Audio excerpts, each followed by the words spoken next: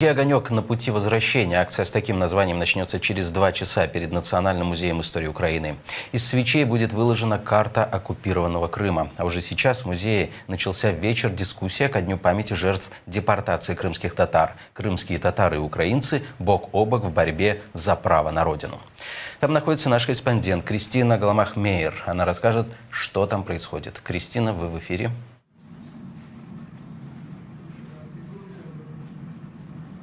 Сейчас тут в Музее истории Украины собрались люди. Через пару минут начнется сама дискуссия, в которой примут участие Мустафа Джемилев, Тамила Ташева и Гульнара Бекирова.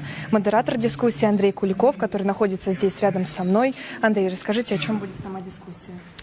Дискуссия будет, наверное, о том, почему только после начала войны, только после захвата Крыма мы стали обращать больше внимания, мы как украинцы, на других украинцев, на крымских татар.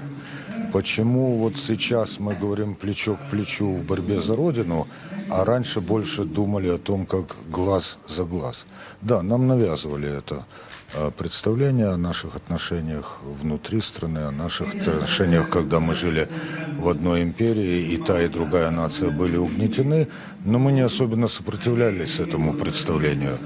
И вот как сделать так, чтобы больше мы были плечо к плечу и рука в руке, а вернее глаза в глаза, а не глаз за глаз. Вот об этом мы и будем говорить.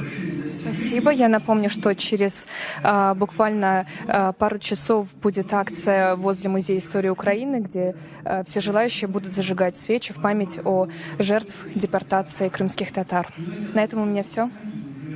Кристина. Это была наш корреспондент Кристина Галамах-Мейер с акцией «Зажги огонек на пути возвращения» в Национальном музее истории Украины.